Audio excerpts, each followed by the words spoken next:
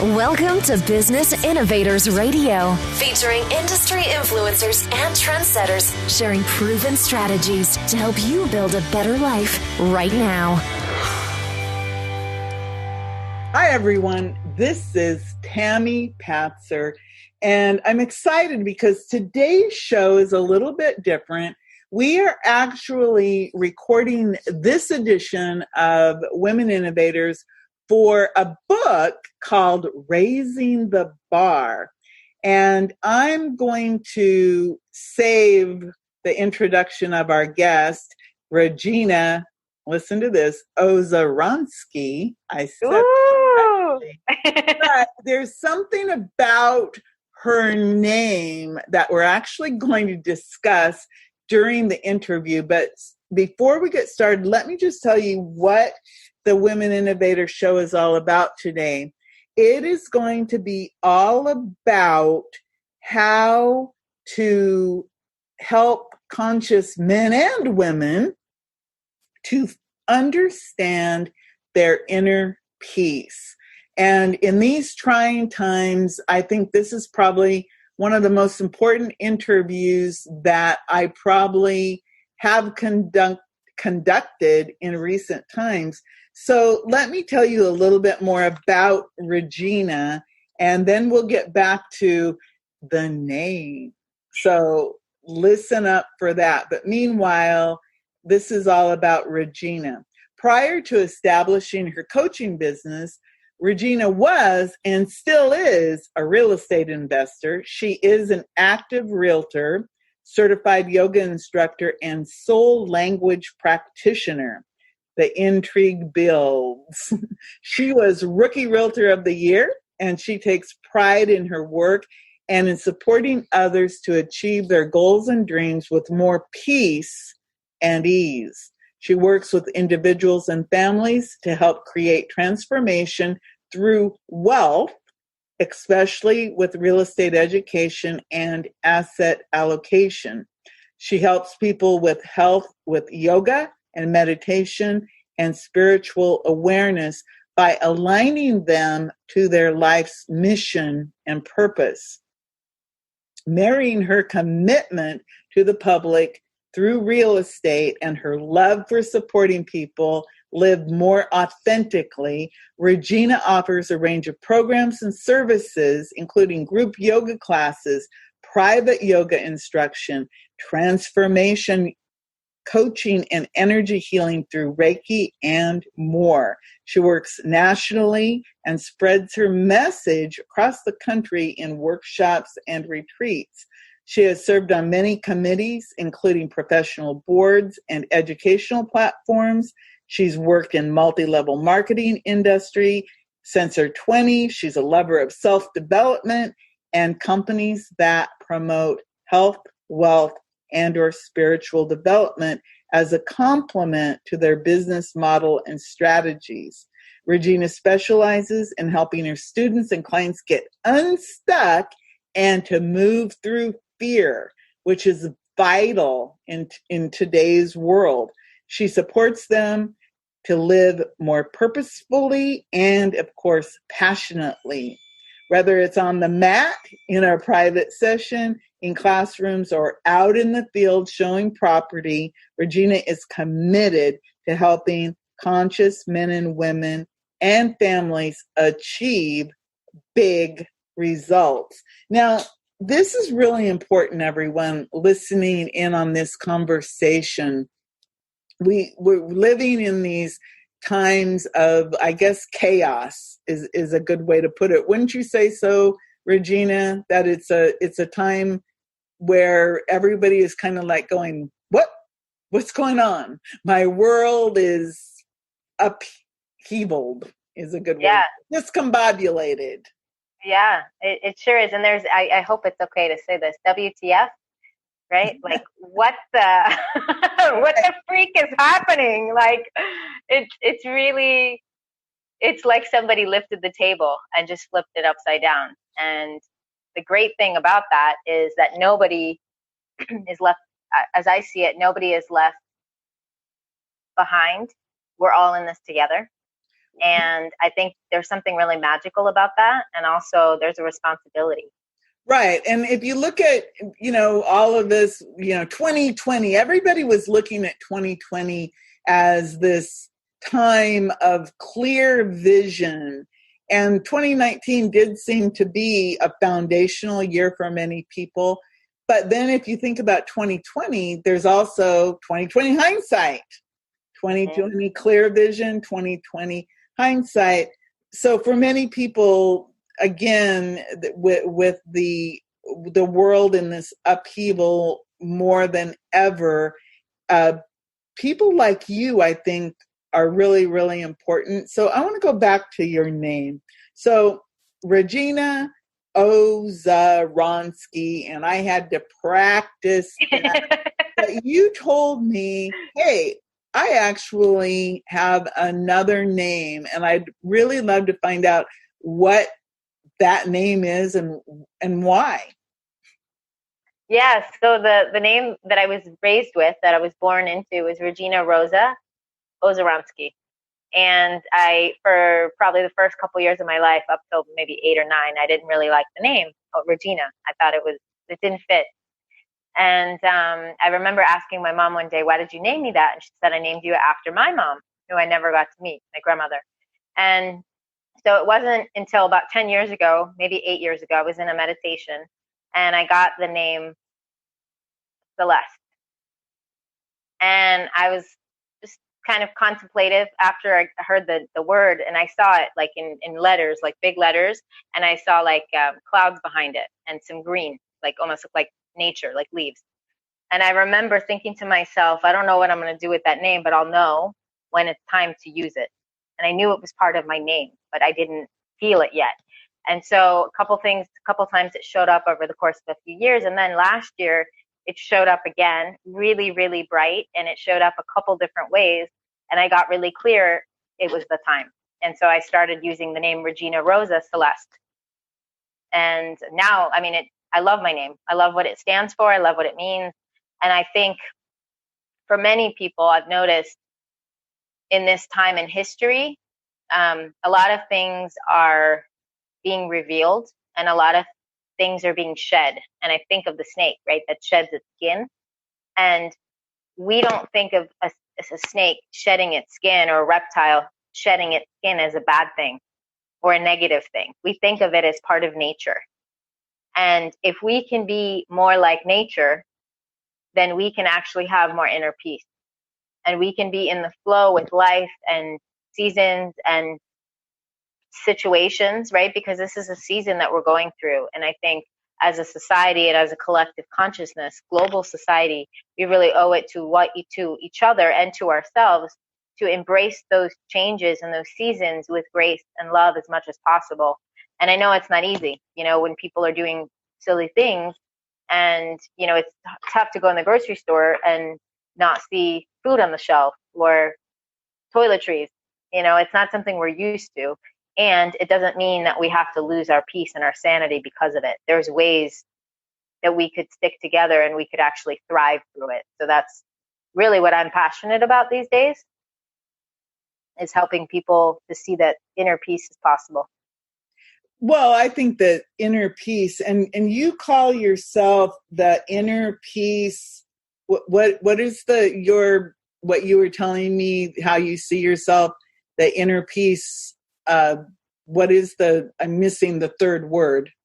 Yeah, so I've been called the inner peace, revolutionist. Oh, okay. Inner peace revolutionist. Yeah, and part of the reason is because, one of my coaches I was talking to about it, and I really do feel it's a movement. I feel inner peace is a movement, and it's a choice. And it's something that when we get into the space of gratitude and, high vibration and high frequency, we can really live more like that. But it does take a willingness, and it takes intention.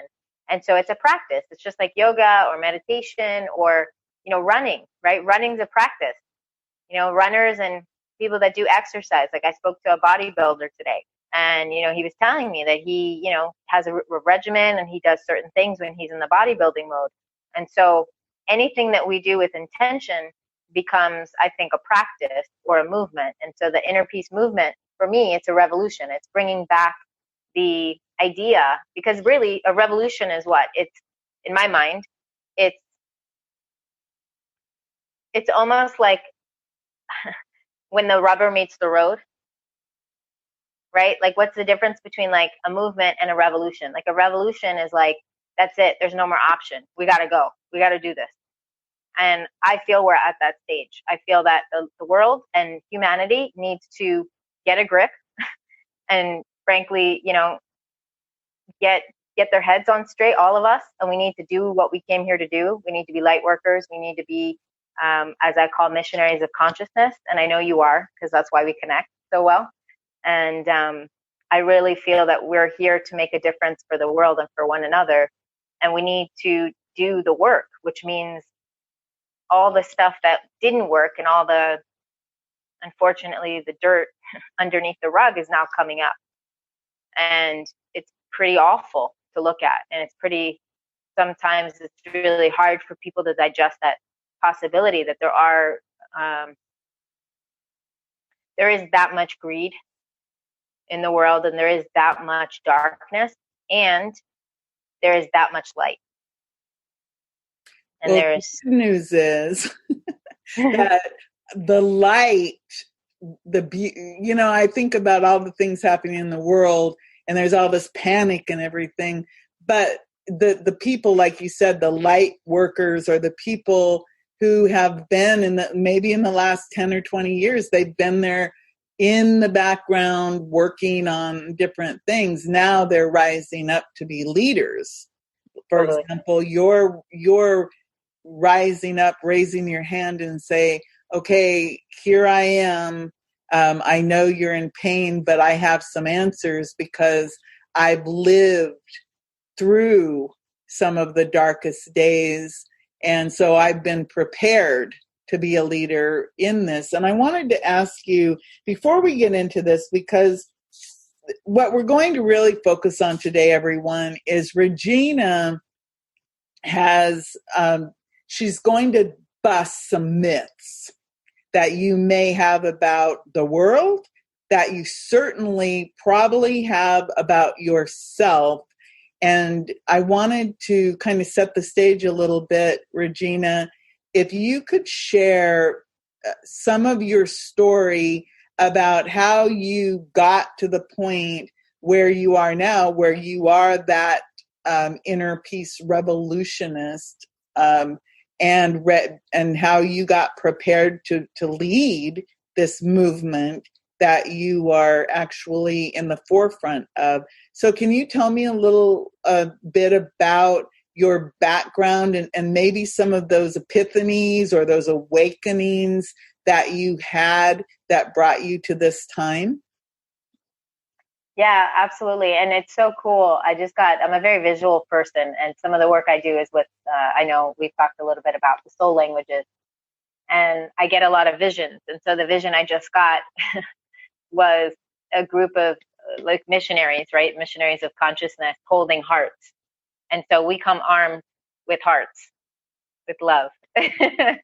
And I'll be really transparent. Like, my journey to where I'm at now was not pretty and was quite destructive and very painful.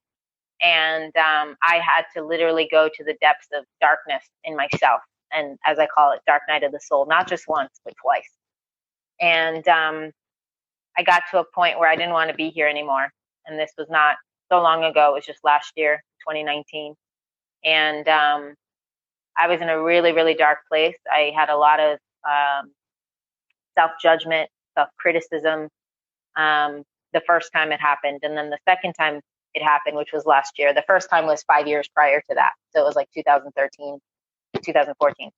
And then when it showed up again last year, I asked myself, what is it that I need to learn for this not to happen again? Because I was in so much pain, and I didn't know why. I mean, I had, a loving family. Yes, my parents were ill, but it wasn't anything that anybody else goes through differently, right? Everybody's parents age. And I had, under most circumstances, most people's standards, I had a pretty good life, right? I had money in the bank. I had lots of friends. I had community. I had relationships. I had all the things normal people have. And yet there was a part of me that was so unhappy and so hurting for the world. And I felt like I don't have the skills to be the person I'm supposed to be to help others. And that saying, be careful what you wish for, because you always get it, for which I'm so humbled and grateful for. I actually got what I needed, which was the tools and the confidence and the worthiness to be able to do what I do now, which is support people, because I got to go through that fear. I got to go through that place in myself where I didn't feel that I belonged. And I still don't. Sometimes I look around and I'm like, what is this circus? Like, this is what we call life, and it's great because now I make jokes about it. And now I'm meeting other people every day that get the struggles of life. And, life's not perfect. Life's not easy. However, we can create the joy and the magic and the passion that we say we want. It's not out there. It's never out there. It's not a person. It's not a job. It's not more money in the bank, because if it was, we would all be equal, right? There's people who have more money, but they're miserable. There's people who have less money, but they're happy, and vice versa, right? Like today, just an hour ago, I was in another podcast and it was all about money, and it was all about the money conversation and how, money is not tied to happiness. And this idea that when I have more money, or when I have that relationship, or when I lose 10 pounds, or when I get that job, like, no, it's not one day. And I think that's one of the unfortunate biggest traps that we put ourselves in as humans, when we convince ourselves that it's out there, because it's never out there. And I really believe everything that's going on right now with what we're experiencing in our world is really an opportunity to lift the veil of all the things in our lives that aren't working, and all the things in our lives that are, I like to say, the shadow side, right? And so with the shadow side comes light. So what you just said, that you talked a lot about, it's not out there. And often, like you said, people think, if I have more money, if I have a partner in my life, if I have a bigger, better car, bigger, better house, and everything that you just said, it's all about outside ourselves. So what do you say about that? Because it's one of the myths that we have, that our happiness and joy and our peace is outside of ourselves. And am I right to understand what you're saying is that the truth is that the peace is not outside of ourselves? Can you bust the myth that our happiness is dependent upon outside factors? What is the myth behind that? Absolutely. And that's such an incredible question. And I think that, I know, is the question of almost maybe our lifetime, right? Is how do we define happiness and how do we access it? Because everybody wants it. And when you ask people what do they want, they'll tell you they want a thing, right? They'll tell you they want a better job, or they'll tell you I want that relationship, or I want this or that. But what they really want is what they think that thing is going to bring them. And, I'll leave names obviously out of it because it's irrelevant. But I know myself, when I was in that space where I was searching for that next thing, which was around the time I had the original meditation when the name came to me. This was about 8 or 9 years ago. I was in a relationship, and I was actually in a great relationship, but I wasn't happy. And I had a job, but I wasn't happy. And I had a business, but I wasn't happy. And I just kept, like, every time I would look and I would, like, have all these things, and I just noticed it was me. I was the common denominator. And I was just started doing yoga then. And so not just started, but I started really getting into yoga then. and started thinking about teaching and all this stuff. And I remember one day I got to be on my mat a few years later, and it was in that class on my yoga mat, which was like my safe place. And I got the message very clearly. And it was like a conversation I'm having with you. It's very tangible, right? Like we're having this conversation, we see each other. And it was like I had a voice come through, and it was so clear and so loud to me. And it was basically telling me that it was inside of me. The peace, the happiness was inside of me. And I remember looking around and being like, who was that? And all the classmates were all in the pose, and the lights were dark. And I was like, okay, this is super weird. And I thought it was kind of spooky, and then it happened again. And I was just like, okay, this is weird. And I wasn't quite ready to embrace my gifts yet. And so what I came to find out was I went on this journey, and I started to really go deep into the wounds of my past and my, at that time, present. And sometimes they still show up, right? But I have access now. I have tools to give me access to internal peace whenever I want it. Versus then, I thought it had to come from outside. And that's the difference, is that it's really, that's the myth, right? The myth is that it's going to come from another source, or it's going to come from the next thing, because the next thing is there's always going to be a next thing. And not too long ago, I was in a relationship where, it was a wonderful relationship. It was a beautiful relationship. And it happens all the time, whether it's a friend or a partner. I see it a lot where I see people, I witness them in their own self-sabotage, where they think that the next thing is going to bring them that golden nugget of happiness. And it's not. And so it's an internal job. It's our own work. And, ask me how we get it. I mean, that varies, right? It could be dancing. It could be being outside. It could be reading. It could be writing. It could be spending time with friends, right?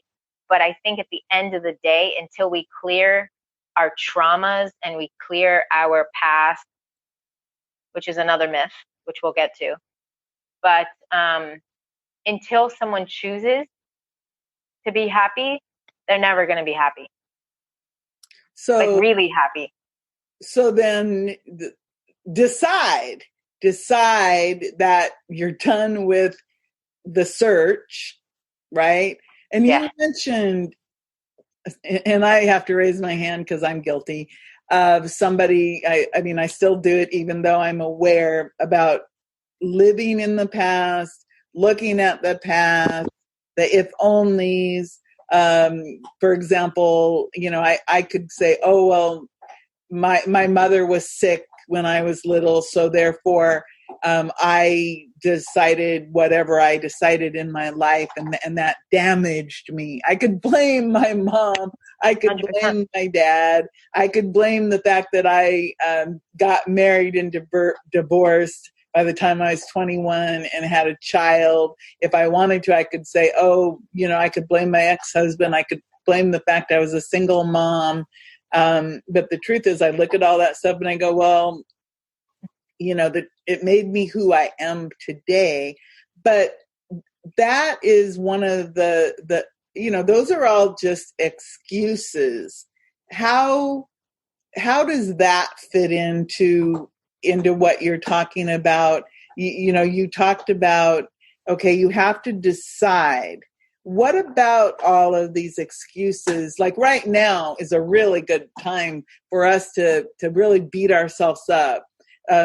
Like, oh, I should have seen it coming and saved more money.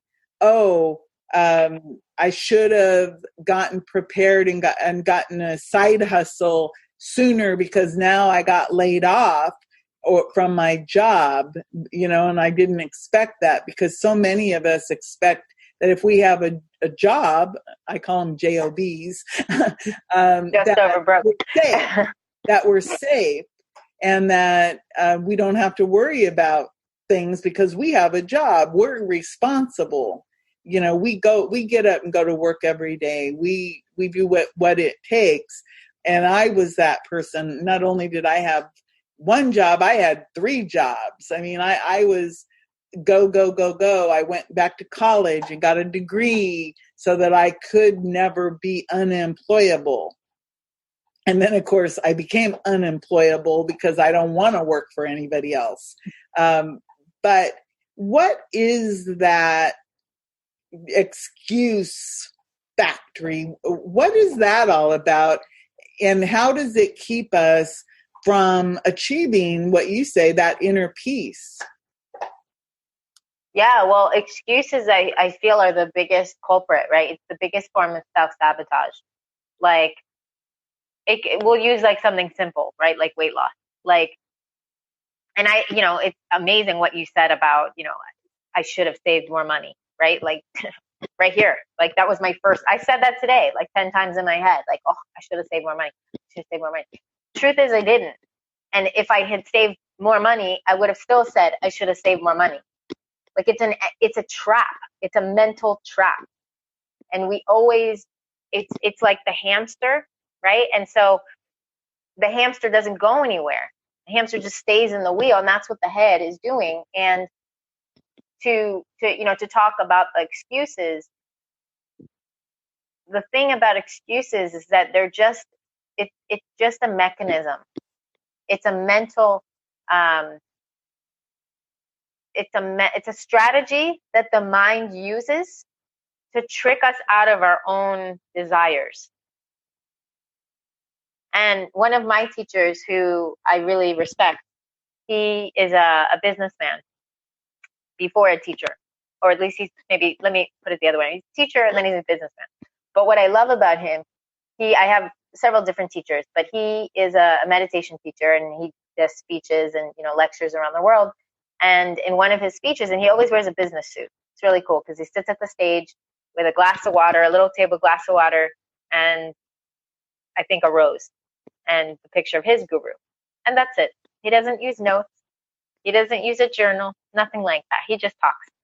And what he shared multiple times, which is what I always remember him for, he shared that the mind is like the child, and the heart is like, the child is like the heart, and the mind is like the parent. And the child just wants to be free and wants to play and live life and has all these amazing, adventures, right? That the heart wants to go and live. But the mind is doing what the parent normally does, which is protecting. Don't cross the road. Don't touch light sockets. Don't talk to strangers, right? Tie your shoes. No, you can't go to the park. And no, you can't have a sleepover, right? Not because the parent wants to be mean, but just because the parent is trying to protect the child. And so when someone's mind is going into a loop, into old programming or the past, or into the future and worried, I don't have enough money. What am I going to do? What if I lose my job? What if, the world comes to an end? Well, guess what? If the world comes to an end, we're all done. It's okay. Like, and I don't mean to make light of it, but it's almost like we're worried about something that hasn't happened. And we're worried about something that has happened, which we can't change. So the only thing we can control is our reaction to the present. And so this idea of excuses is really the mind is doing what it's designed to do, which is to protect us. So I have a saying, which is follow your heart and take your head with you. And it's basically, lead with the heart and have joy and do all the things that you want to do, because that's your life's purpose. That's what I feel we're designed to do. That's what I think God brought us here in the universe, brings us here, is to fulfill on our desires. And it doesn't mean if you want to do something wild, like jumping out of a plane, that you should just fly, because we're not birds. You know what I mean? Like use armor and fly tandem, fly with someone, So I think it's really important to be smart and diligent in our decisions, but knowing that the brain is just doing what it's designed to do, and not beat ourselves up when we're critiquing, like even when we have these excuses, which is why I love coaches, because it's not it's a human experience, right? First and foremost, we're humans and we're designed to experience life. And so we're going to make mistakes. It's not if we make mistakes, we're going to. So the better that we're prepared to make those mistakes and have a safe place to fall or lean when it happens, the safer we're going to be. And so having a coach, having community, having friends, like right now, we all need community. We need each other. So it's really important that when these excuses come up, that we have someone to help say to us, hey, that's an excuse. Hey, I'm going to hold you accountable because you said, for example, like I could have had 10 excuses today for why I couldn't come on the show because I had like the craziest morning. Like I had all my appointments in the morning were late. Then one of them was canceled. And then I was on my way to the doctor's office and I made a shake and I was super proud of myself because I made it really quick and I got dressed. I get in the car and I took off the lid and it exploded all over my car.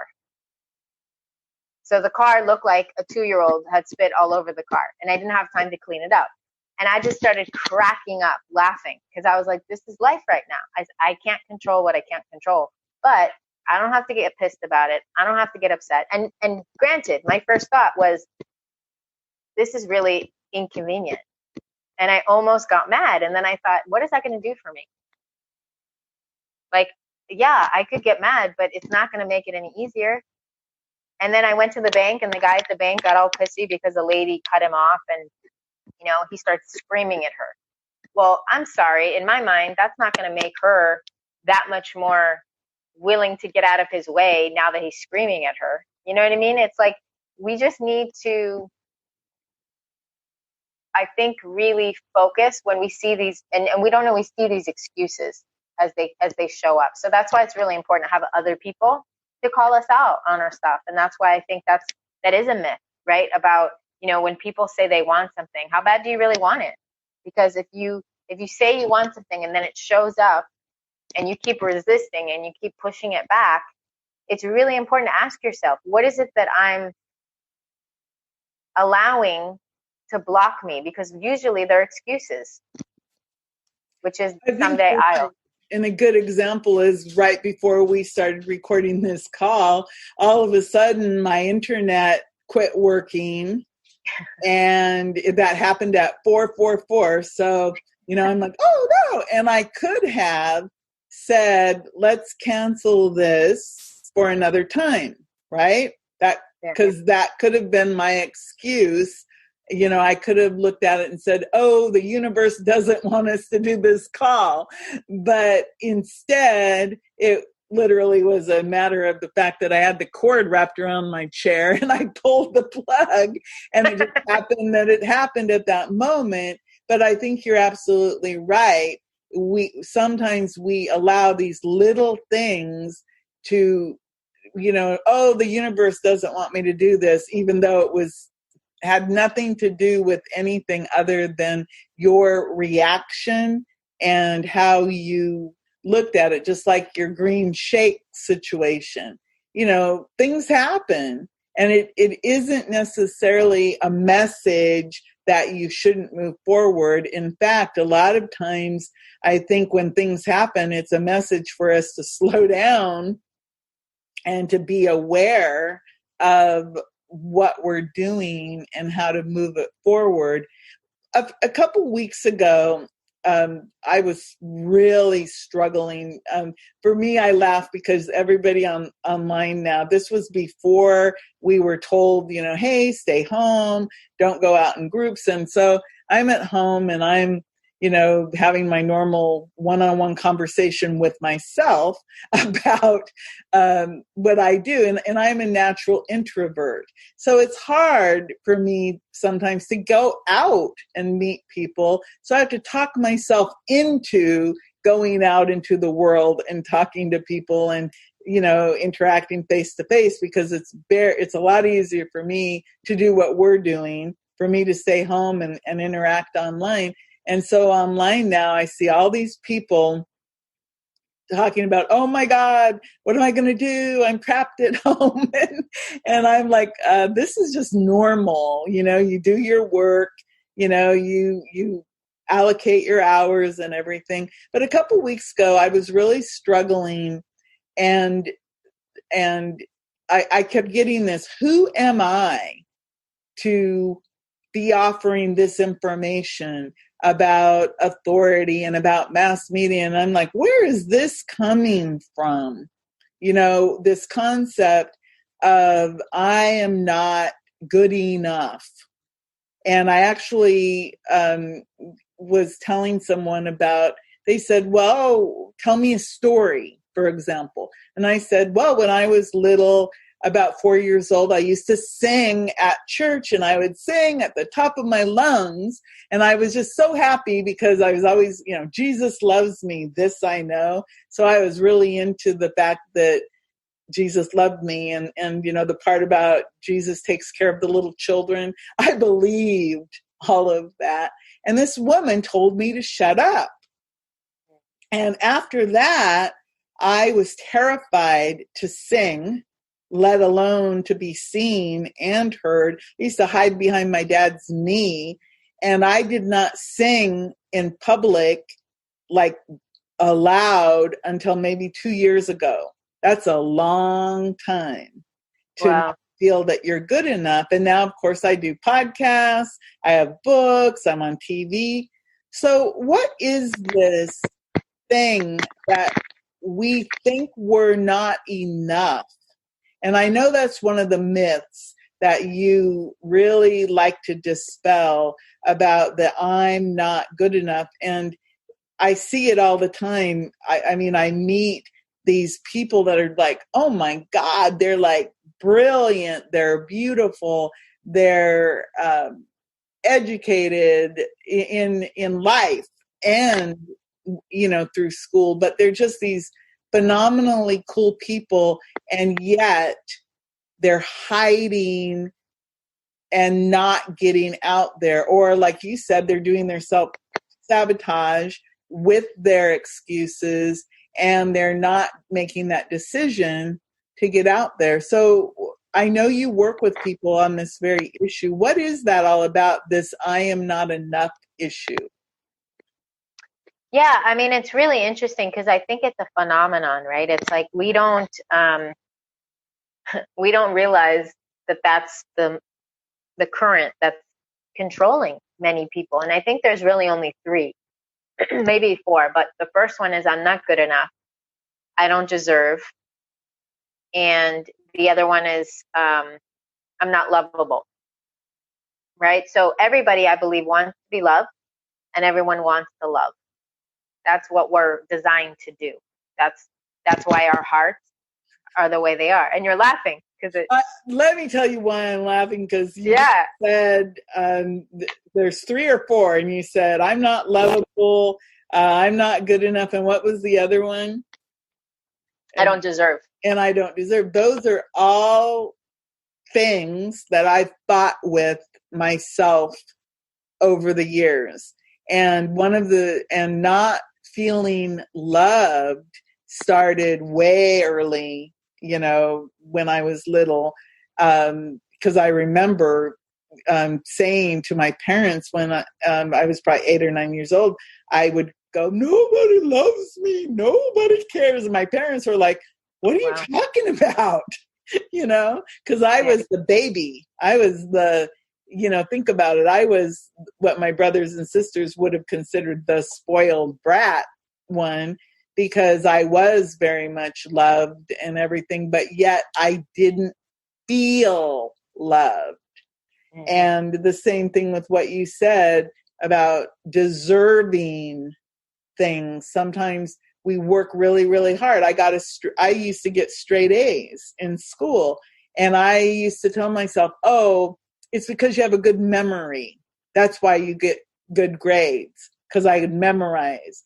And I never understood that part of getting good grades probably is having a good memory, but it's because I worked hard at it. And so all of the reason I'm laughing is because I'm going, you just described me. and probably a lot of people listening. Yes. Yeah. I mean, and the funny part is that it's funny. It's funny that we even come up with this stuff, because what would make me unlovable or you unlovable? There's nothing you like. And this is the part that cracks me up. Like, if if let's say, right, and this is a visual that I have sometimes, like, let's say, you know, if there is, we'll call it a God, right? Which I do believe in that. And I believe in spirit. I believe in universe. So let's say, for those that believe it or those that don't, whatever, like, would it really be just like a parent isn't going to punish their kids for asking for too much love, right? Like that idea is, even a parent that's really messed up, maybe on drugs, or maybe isn't emotionally available, like, no parent in the world, even the most dysfunctional parent, there's a part of them that wanted to have that child. Otherwise, they wouldn't have given birth to that child. And I know that sounds super trippy, but I really believe that, because there's plenty of people in the world who do want children who don't have them. So the fact that a parent births a kid, there's a part of their soul, there's a part of their psyche, maybe their DNA, that allowed them to birth a child physically. And I really, really, really, truly believe that we're all here to love and to be loved. That's like, if you ask me what my religion is, that's what I am. I'm love, right? I'm all about it, because I really believe that we're here for that. I think our whole mission in the world is to remember to be loved no matter what. And I really think there's really only two emotions. There's fear and love. And we're either in fear or we're in love. And I don't mean in love with a partner, right? Even though, of course, there's that too. I mean in love with the universe, in love with ourselves, in love with the light. And we can't be in love with another person if we don't love ourselves like that. I know that's a cliche and it sounds very hokey, but it's so true. Like, I can't give what I don't have, right? If I have this bottle of water and I see you're thirsty, I can't give you this water if it's not available to me. I have to go get some water and bring it to you. So love is the same way. It's like we can't access love if we don't have it. So this idea that we're not lovable, it comes from some experience or some usually trauma that happened. And this is the work I do, is I help people to connect with their soul, to connect with this is one of the things I do, to connect with that part of them that doesn't feel whole and doesn't feel complete, because I didn't. And I know what that feels like. And there's moments in my day, not every day, but sometimes, where I forget. And I think, oh, you know what? I shame myself, like today, right? With the money thing. Oh, I should have saved more money. And then I think immediately, as soon as I can, and this is where the inner peace stuff comes in, as soon as possible, I ask myself in that moment, do I want to choose love or fear? Because me focusing on not having enough money is fear. It's me shaming myself for being in the past because I should have, could have, would have, and it's fear that I won't have enough. So I have to make a choice, close my eyes, take a breath, and ask myself, do I want to be in love or fear? And then the next thing is I ask myself, am I making any excuses about this situation? Is there anything in this current situation that I'm making an excuse for? And then I get to ask myself, the third is, what do I want to do with this now? Do I want to continue saying to myself, I'm not lovable? Or do I want to create a new story? Because the truth is that story doesn't serve us.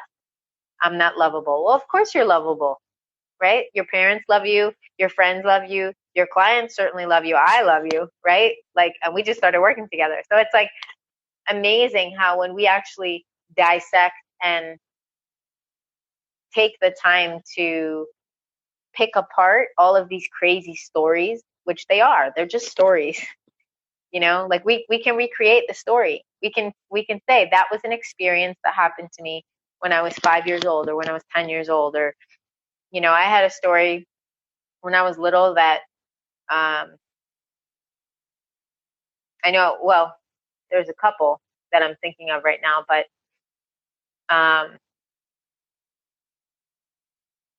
you know, here's one, that if I didn't have something happen by the time I was a certain age, it would never happen.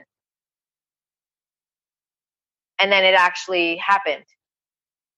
And the beautiful thing about that is it didn't come to fruition, but it didn't break me. Like, I thought I would be married by 40. I'm 39. And my wedding dress is hanging in my closet. And I'm okay with it. Like, yeah, I cried, I was sad, blah, blah, blah. But that was the story, right? I didn't need to make it about me. I got really clear that I made the right decision by not moving forward with the wedding. And I don't regret it. I am beyond happy that I didn't do it. And does it mean that I wanted it to go that way? No. But the truth is, I only have control over what I have control over. And I think that's the magic that we all have, is there's going to be so many things. Today, that smoothie blowing up in the car, I think I was mostly bummed because I really wanted to drink it. The mess in my car was like annoying, but I was like, damn it, I really wanted to taste that, you know? And then I ended up like, you know, clicking it off my fingers, and I cleaned it up. It was a nuisance, but I took time. I created, like you said, we have to stop and slow down. And I got the message. Like, you know, that was a message. Regena, you got to slow down a little bit. You're moving a little too fast today. So I took my time. I spaced things out. I said when I needed space, like, you know, I asked you for a couple more minutes. My appointment before, you know, I was outside when it happened. And you know, being in integrity, right? Being in integrity with ourselves and saying like how awesome, even this interview today, it's like both you and I were super vulnerable, you know, like you've been sharing parts of yourself that, you know, you might not have ever shared, or maybe recently haven't shared, you know, and that's what I think we're all here to do, is we're all here to shed all the crap out of our systems and out of our lives that don't serve us. And it starts with the simple thing. It starts with going through your closet. If there's a shirt that you don't like, or you put on a pair of pants and you don't like the way it feels, donate it. You know, if there's a picture that every time you look at it, it brings you memories of a bad relationship, get rid of the picture. You know, and it becomes easier to let things go, which is one of the myths too. It's part of the excuses, is letting go of the past and not fearing the future, and remembering that it's perfect. You know, it's a crazy, there's a word I don't want to use, you know, on your show because I want to be polite, but there's a word, you know, SHIT, right? It's like those storms, like that's what's happening right now. It's like it's everywhere, you know, and the smoothie exploding in my car was like an example of that. It was like, this is how things are at this moment. The smoothie explosion was a literal visual of, like you described it, of like what would happen if a 2-year-old had thrown up in your car or had an accident or something. So you've given some really super techniques, just as you were explaining about, you know, how to bust those myths. And again, the reason why I had such a reaction is because it was like, you know, it's like, okay, so you named the top myths, and it's like, oh my God, that's me. And I know personally that I represent at least 1,000 people, because in a poll, if you've ever seen the polls they do for TV, they poll 1,000 people to come up with what all the rest of the people are thinking about. So I always figure that if I was part of a poll and somebody asked, that there would be at least 1,000 other people or more probably who would have the same issues. So if somebody wants to reach out to you and work with you, can you talk about some of the ways that you actually work with people? Yeah, absolutely. And thank you for asking. So one of my favorite ways, of course, is yoga, because I'm a certified yoga teacher and meditation teacher. And I found for myself, yoga was a very helpful modality because there's so many layers to yoga, and there's the physical, and then there's the spiritual, and then there is, believe it or not, what's called Raja, which is more of a knowledge.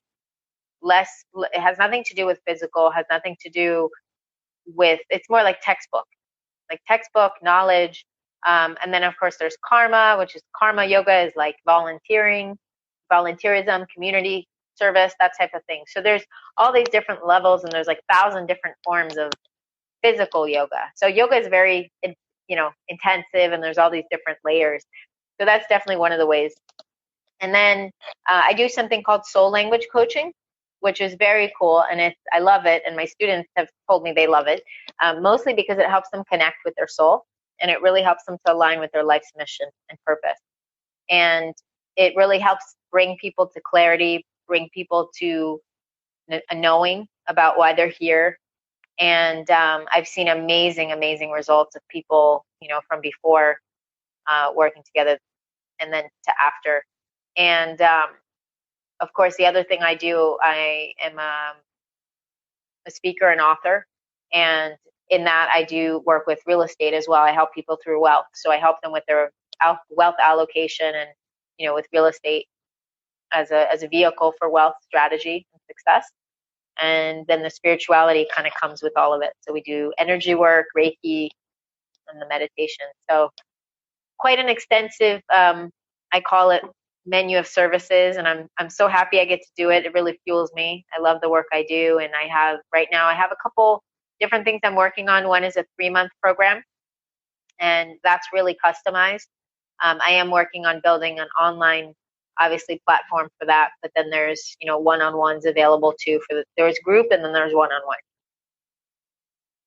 So people can work with you in a coaching type environment, and then you're also creating some online courses for the future. Is that accurate? Mm-hmm. Yeah, right now I'm working on creating online yoga classes, obviously with everything's going on. So I'll be starting next week. We're going to be starting that.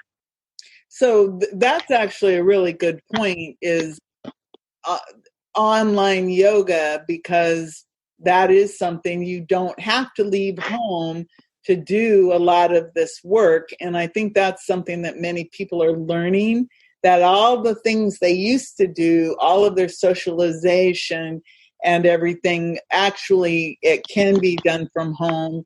And you can offer that, especially just imagine how everybody's, they can keep doing all of their yoga practices in the online, and then how happy they'll be when they finally can go back out into the world. So this time is really a time of kind of going in, like you said, that internal peace, finding your internal peace within yourself, and understanding that your happiness isn't on the outside of you.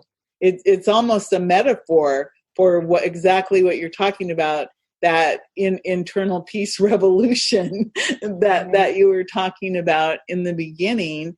And if somebody wants to reach out, what's the best way to connect with you? The best way is actually to text me, and that can be to the phone number. It's a 5-digit code, and the code is 64600, and you can text the word yoga. And there's a free gift that I'm offering there on how to actually access internal peace at any moment.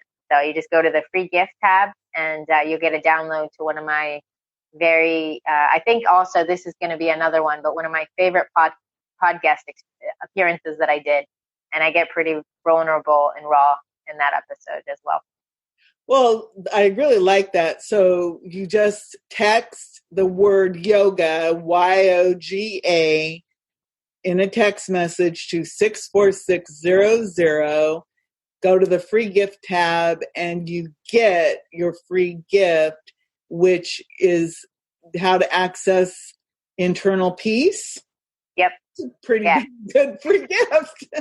Yeah, it's pretty cool. And it's, what I really feel, and this is part of the revolution, is inviting people to join the revolution, the inner peace revolution, because the more inner peace we have individually, the more peace we're going to create in the world. Because if I'm suffering, I can't help anybody. I'm too busy yelling like the guy at the bank. You know, I'm that guy, I'm using him as a metaphor. He was yelling at the lady in front of him, but he was the problem. Right. So it's how we react. It's how we react. Yeah. So, and I'll be the first to raise my hand and say there's been plenty of times, even recently, where I wasn't behaving very well. And I understand why, because we're human, right? We're going to have outbursts. So I'm not saying you're never going to be upset. I'm not saying you're never going to be angry. But what the beautiful thing about the inner peace revolution is we are creating a stand for people's inner peace, and we're actually creating tools and techniques. And I haven't really voiced it yet, but I will right now, which is we're creating an academy, and we're going to be teaching people how to access internal peace. And I'm working with other leaders in the industry and other speakers and authors. And we're putting together curriculum to teach people these skills, because everybody needs this.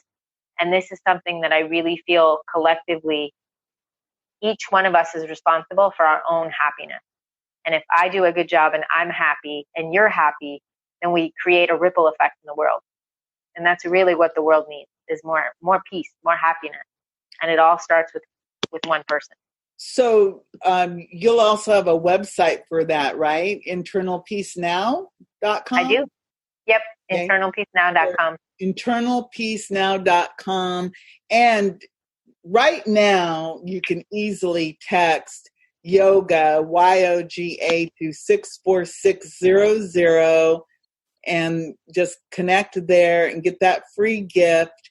Because again, if you're listening to this conversation, there's a reason. And the reason is because you're seeking that internal peace now. And I want to thank you, Regena, because, you know, we kind of outlined some of the myths, and of course we revealed that, we have excuses. We have all these reasons about why this and that and the other thing. And the beauty of what our conversation led us to today is that we don't have to live in fear. We can live in love. And I think that you're a really good example of reflecting the light and of bringing that love light into the world. So I want to really thank you for that. Before I let you go, is there anything you'd like to add? Thank you so much, Tammy. It means a lot to hear that. I think the thing that's most important that I would like people to know is that this can be a fun process, and letting go of what's not serving allows us to create more space for love and more light in our life. And as much pain and as much challenge as we think we're going to go through, it's like a tunnel. You can't get to the other side unless you go through it. And that's what fear really is. All it is false evidence appearing real. So whatever that thing is that a person is afraid of or scared of is exactly what they need to do to get to the other side of it. And so that's what I help people with. And I'm so honored that I get to do that work, because I don't take it lightly. And I'm really happy that I get to serve your audience today and your listeners. So thank you for that opportunity, and your watchers, because I know it's video. Everybody, remember, text yoga to 64600. Go check out Regena's website, internalpeacenow.com. And everyone, and I want everybody to really take this to heart. If you're watching or listening, no matter where you are in this, you really do deserve to be seen and heard. You are the light, and you deserve to be seen and heard. And talk to Regena, because if you listen to her, she's got the tips and tools and methods that can help you to move forward into love. And so with that, this is Tammy Patzer. Go make it a beautiful day. Thanks for listening to Business Innovators Radio. To hear all episodes featuring leading industry influencers and trendsetters, visit us online at businessinnovatorsradio.com today.